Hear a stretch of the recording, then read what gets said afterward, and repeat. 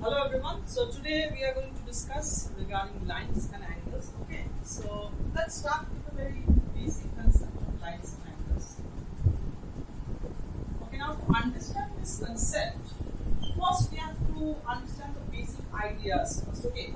Because here, unless and until you are clear with the basic ideas, then you will face difficulty doing further, like if you are discussing regarding further problems related to it, then you will face difficulty. Okay. Initially, in this concept of lines and angles, initially we have to understand very basic things first. Okay, now let's see. First of all, suppose see I'm drawing two figures here. Okay, one is this. So I'm considering this as my figure 1. Okay, and I'm drawing another figure just beside it. Let me draw it in this. Okay, now if you all see it properly, then the first figure is basically these are the parallel lines. Okay? And in the second one, as you all can see, these are intersecting lines because they both are meeting at one point, correct? So these are intersecting lines. Now, if I draw another line in such a way that is going to touch the previous two lines at two different points, as you all can see here. This is the first point, that is point A I'm naming it as, and the second one I'm naming it as point B. Okay.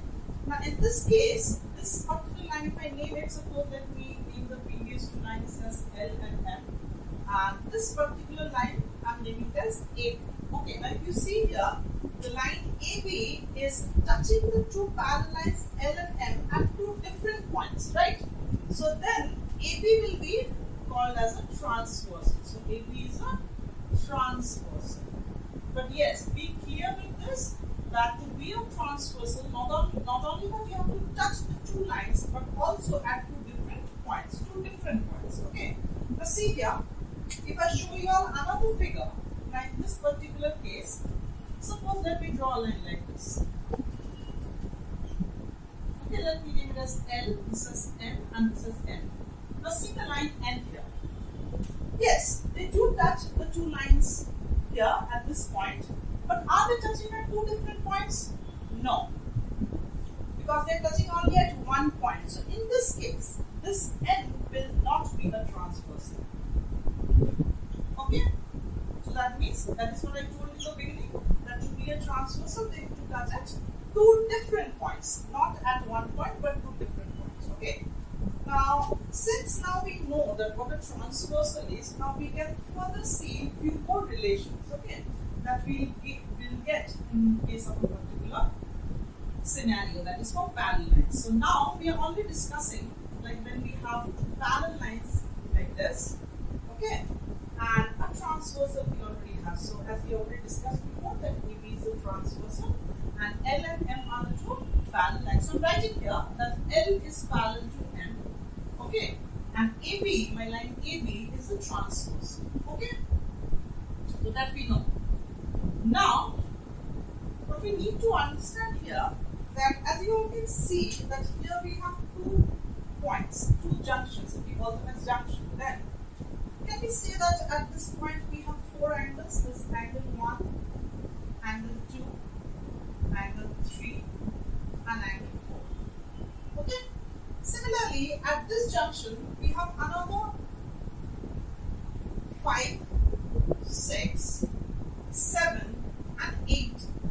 So 4 angles at the junction A and 4 angles at the junction B. Okay.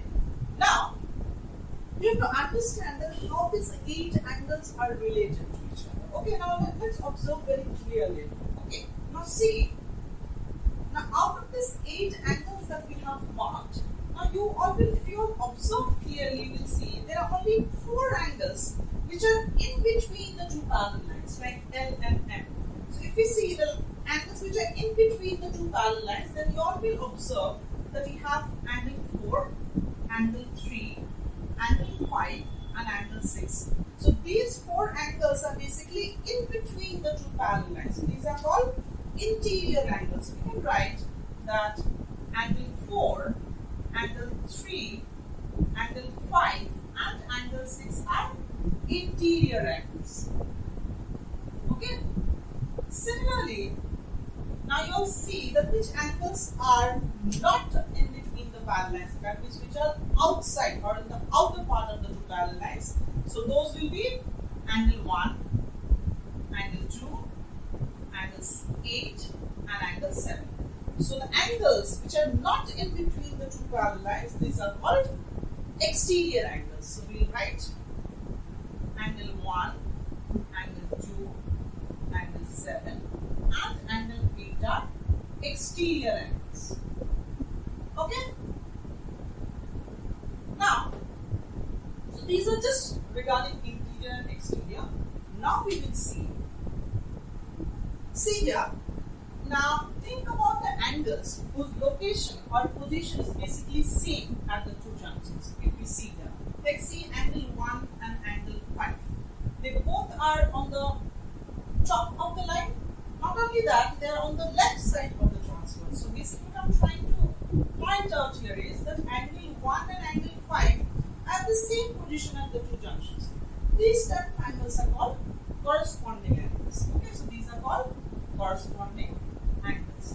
And if we further see such pairs, which pairs we can see which are actually having the same thing in them. So angle 1 and angle 5, right? You can see they are the same position. Similarly, angle 2 and angle 6. Similarly, angle 4 and angle 8. And angle 3 and angle 7. Okay? So these are 4 pairs of corresponding angles that is basically possible in this scenario. Okay? So this is the concept related to corresponding angles. Now, another concept let's discuss here.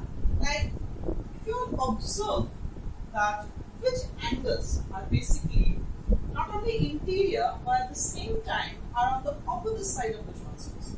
Okay, so first figure out the interior angles. So as we already know that we have 4 interior angles. Now see which pair of interior angles are on the opposite side of the transverse. So if we see angle 4 and angle 6, as you all can see, 4 is on the left side of the transversal and angle 6 is on the right side of the transversal. Correct? So that means angle 4 and angle 6, these will be called as alternate interior angles. Alternate interior angles. Okay? See another such pair which is actually have the same thing, like which are on the opposite side of the transversal and interior as well. And we have another such pair, that is angle 3 and angle 5. These are also alternate interior angles. Now let's keep in mind that alternate interior angles, they will be always equal. So basically we can say that angle 4 is equal to angle 6 and angle 3 is equal to angle 5. Similarly, for corresponding angles also, they will be all equal. Like angle 1 will be equal to angle 5, angle 2 will be equal to angle 6, angle 4 will be equal to angle 8 and angle 3 will be equal to angle 7. But keep in mind, this equality things will only hold if the two lines are parallel, otherwise not. So that is why we are discussing only for the parallel case. Now, after this, if we apply the same relation for exterior angles, then I think all will be pretty easily all can observe in this particular figure that angle 1 and angle 7, okay, this one and this one, these are called alternate exterior angles. Basically exterior and which are on the opposite side of the transverse. So alternate exterior angles. Okay. Another such pair that we have is angle 2 and angle 8. So these are also alternate exterior angles. Okay, and they will be also equal. So angle 1 is equal to angle 7 and angle 2 will be equal to angle 8. So these are basically the concepts related to corresponding angles, alternate interior angles and alternate exterior angles. Now if we further observe few more relations in this particular case, then what more relations that we all can have, then we can discuss them further. Okay. Now next relation that we all can observe here on the, or the one that we may discuss here in this case. See all of you. Now observe such angles that is now on the same side of the transversal. Okay. first thing, they need to be interior, and secondly, they have to be on the same side of the transverse vessel. So if we see this figure, then angle 3 and angle 6, you can see they are on the same side of the transverse because they are both on the right side, and at the same time they are interior angles as well. Similarly, so these are called co-interior angles. Okay? And another such pair, if we see that angle 4 and angle 5, which are both on the same side, so these are also co-interior angles. Now, co-interior angles relation is that they are supplementary. That means their sum will be 180. So basically, we can say that angle 3 plus angle 6 will be 180 degree. And similarly, angle 4 and angle 5 will also add up to 180 degree. So this is a very interesting relation for co-interior angles. Earlier, whatever relations we have seen, they were actually equal, but in this particular case for co-interior angles, the sum is 180 degrees. So that is something interesting in this case. Okay. Now, so basically we have discussed more or less corresponding angles, alternate interior, alternate exterior. Now we have discussed co-interior angles also. So most of the relations that we particularly need in this case we have already discussed. More with addition to that, if you want to know, then vertically opposite angles also we have. Like vertically opposite angles means basically like if there are two lines which are intersecting each other, then the angles which are just opposite to each other, but keep in mind that these lines need to be straight lines. Okay, otherwise there is no point of discussing this particular concept.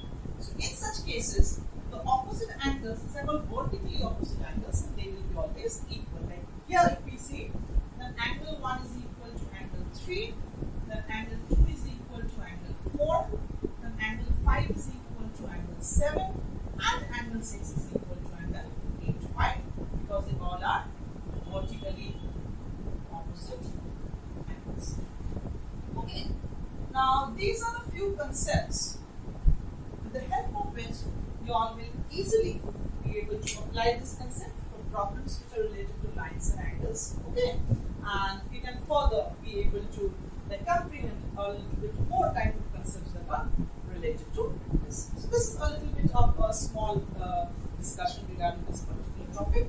Okay, so now subscribe my channel, and also you may to get more notifications for videos like this. You can also touch the bell icon to get more notifications regarding such interesting videos. Thank you.